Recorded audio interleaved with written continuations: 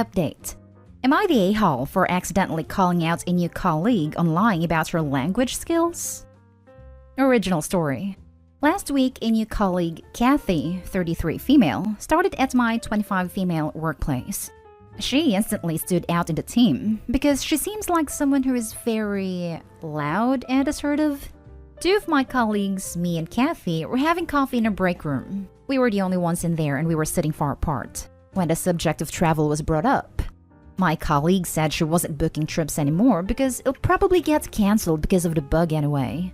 Kathy immediately cut in about how sad she is because she travels so often, and she goes on these far exotic trips to Europe as her hobby.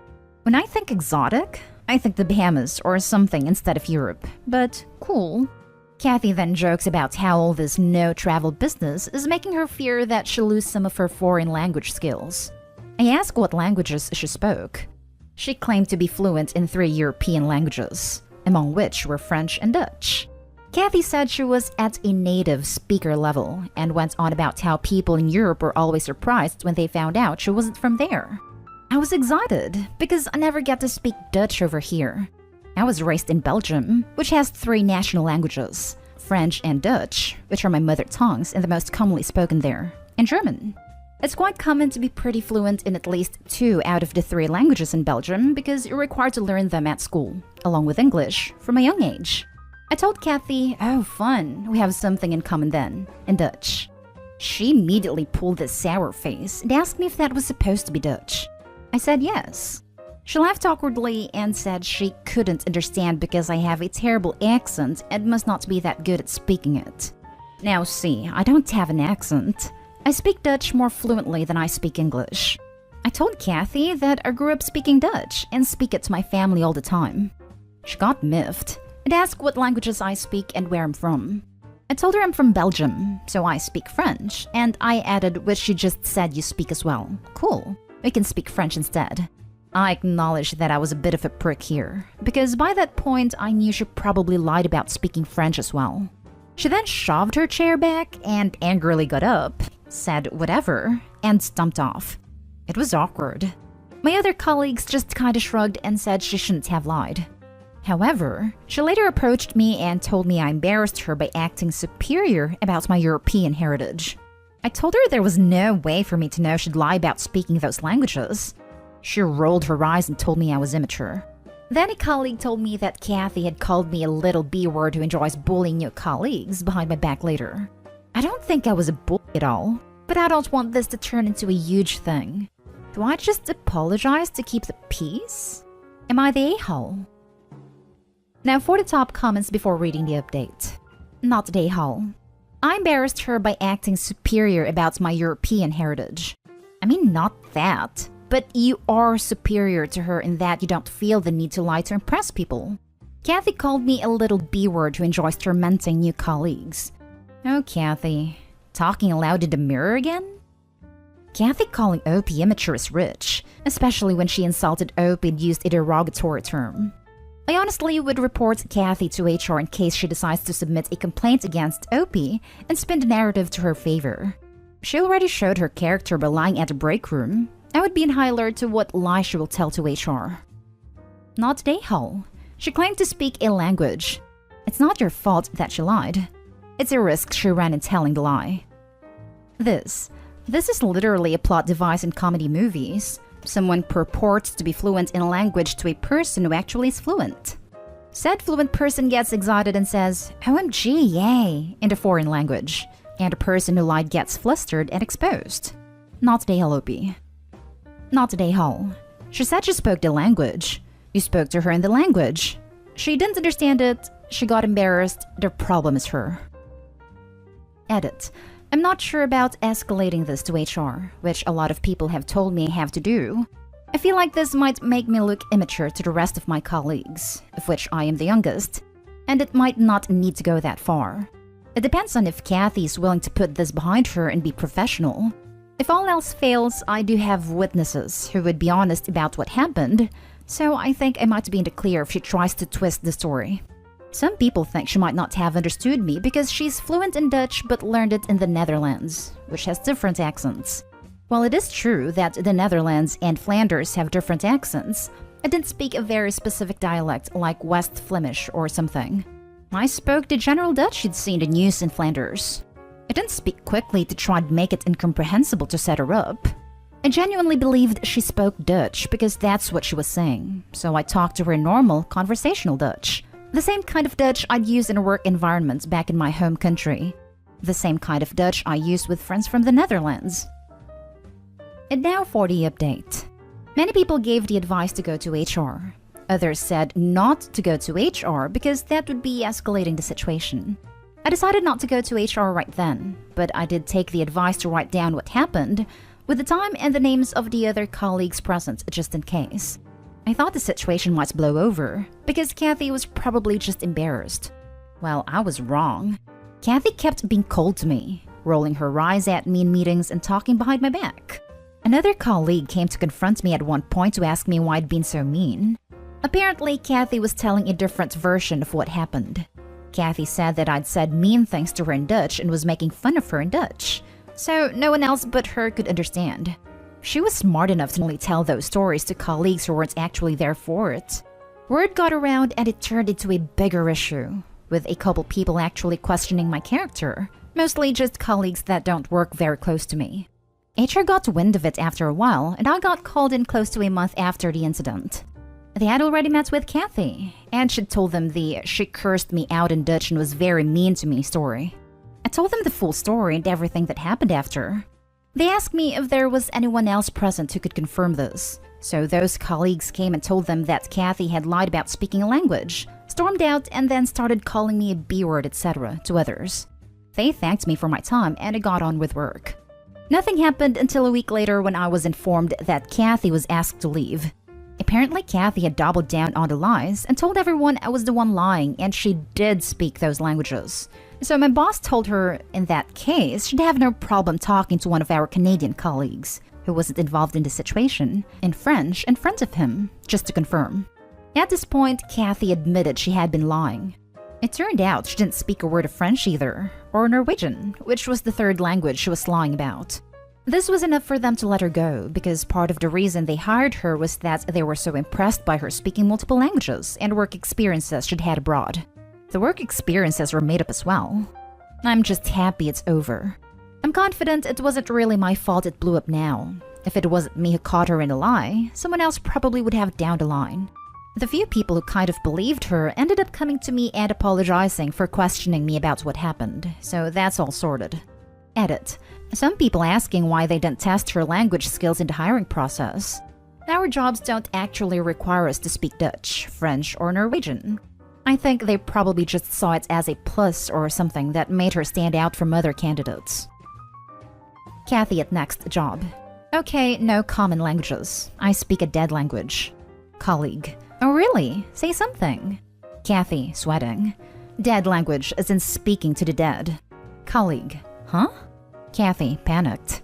I previously worked at the coroner's office. I would love to know what was going through Kathy's mind when she decided to escalate and double down on the lies. Given that she also made up other large chunks of her resume, I think maybe she subscribes to the theory that people will be too stunned at the audacity to do anything about it. I remember reading this and thinking, why the hell would someone lie about being able to speak another language?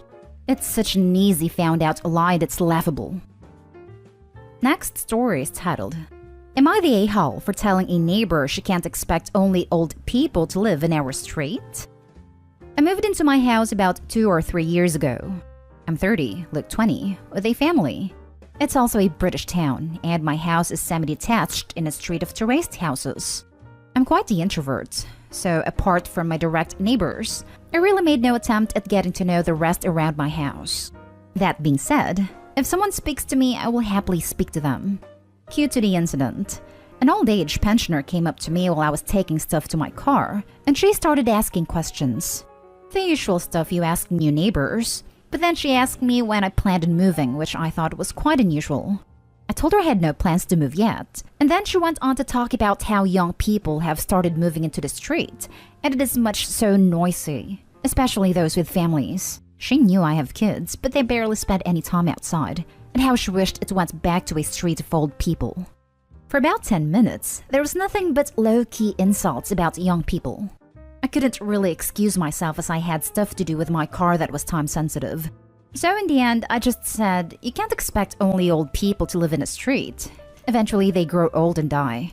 Maybe wait a few years and we'll be old, and you'll have your street back if you're still around. She looked at me as if I just murdered her family and walked off. In the heat of the moment, I felt justified. But thinking back on it, I pretty much told her she will be dead soon, which no one really likes hearing. She just wouldn't stop talking about the good old times. Now for the comments. Not Day Hall. Hello, fellow British person moving into an elderly area. I have had very similar conversations. My entire street appears to be in the 60 to 80 year range. I think they've forgotten other people exist. They get mad when my 4-year-old plays outside and have made comments about how this trampoline and paddling pool are an eyesore in our back garden in our private space, but I guess they can see it from the windows. And how they missed a previous resident who was such a sweet old man who had a lovely garden that I've ruined with my kids' toys. He died. Sometimes these people need to be reminded about how selfish they're being, and that retirement villages exist if they only ever want to encounter other elderly people. I certainly don't want anyone to die anytime soon, but at the same time, I really hope a few more families move into my area. My grandmother in the US had a young family moved into the neighborhood, and they're all delighted to have a child around. They go to the child's school place, have her over to bake cookies, take her to swim lessons. Kid got a dozen new grandparents. That is sweet.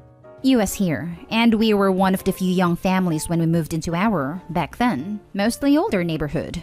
One of the original owners was still there when we moved in, and she asked me to say hi when I walked my baby down the street. She was an adorable woman who happily shared a 70-year history of the neighborhood. But we mostly heard how happy everyone was to have kids in the neighborhood. Not Day Hall. This woman wants to stand around in your yard and insult you, ask when you plan on leaving, and make you feel unwelcome. Yet she can't handle you saying anything back? Being old doesn't automatically entitle her to respect, nor does it give her a free pass to act like that. Ooh, similar situation here. English town, previously full of old people, and a few young people have moved in. The old folks are genuinely horrendous. Everyone 55, or maybe 60s? Basically those not retired. And under is trundling along, trying to get along with their neighbors, being respectful while still living their lives. And then there's this huddle of old 65-plus a-holes, constantly moaning about gardens being a mess, people sitting outside after 7 p.m. Anyone has barbecue? Better not go on past 6. Want a bit of appropriately volumed, non-offensive music playing mid-late afternoon? Well, you may as well be Hitler. Not Day Hall. And I don't know when it got to be standard that older people are the crappiest, most entitled, unrelenting, horrible human beings, but this is definitely the case today. Now for the last story. Am I the a-hole for not giving my friend a home? Me, 32 female, and my husband, 36 male, have a 3-month-old baby. It's been very stressful, and I've had really bad PPD, so it's taken me a while to come to terms with life again. I'm getting there, but still very fragile.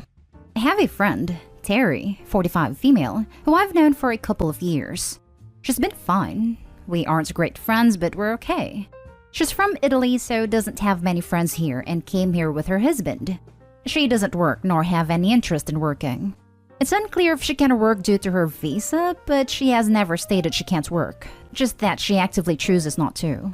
I asked a mutual friend, and they said that she can legally work and has done occasional jobs here, but then didn't want to, so stopped. Me and my husband have recently bought a 4-bedroom house for our growing family. It's really stretched us financially, but will be worth it in the long run. So the issue. Terry has recently had to leave her husband. Turned out he was secretly taking substances and he was pretty horrendous to her. She came to stay with us for a few days after it happened, and it was really intense. I cried most nights as I couldn't support her and manage my own stuff, and she just wanted to be involved in everything when I needed and asked for a bit of space. Eventually, 5 days later, I sat her down and asked her to find somewhere else to stay as I was really struggling. She was fine with it, and we spoke for a while about why. A friend of hers paid for her to stay in an Airbnb for a month, which is great. But she's now running out of days. She called me a few times crying, saying she will be homeless and has no one else to rely on, and I need to pay for Airbnb or give her a room. I've really struggled with this because as much as I want to help a person in need, I really can't live with her. And she's already told a mutual friend that she plans on just staying with us for a year till she has to go home. I spoke to some friends and they are divided on it. Some say I'm the a-hole for not offering her a room when we have space, and others have said my mental health is too fragile to manage it. Internet citizens, what say you? Not the a-hole, not even a little. Terry could have looked for a job, filed for divorce, or found other arrangements. Instead, she decided to come back to your home, where she will presumably mooch off you, not paying rent, utility, or food. You need to prioritize yourself here. PPD is no joke. New parenting is hard. Terry can find another person to mooch off. No kidding! And the fact that she's planning to stay with Opie for a year is presumptuous and entitled. Opie needs to focus on Opie's needs. Why aren't the friends calling you the a-hole offering to give her a place to stay? Not the a-hole. It's easy to be generous with someone else's house, money and time. Opie's friends are a-holes. So in defense of the friends, most of them don't have any spare room, so Terry would be on a sofa. But you are right. I'm not sure they'd offer their own spare rooms if they had them. Have lived out of my car with my dog because of DV. Couches were freaking great. Super grateful for everyone who took us in, but also incredibly grateful for the people who respected our friendship enough to tell me, no, they can't handle it right then. It's so much better to get an honest no, and never build up a secret resentment for offering a service they couldn't actually emotionally afford. I hope things are better for you now. That's a tough situation. I really appreciate your perspective. Thank you.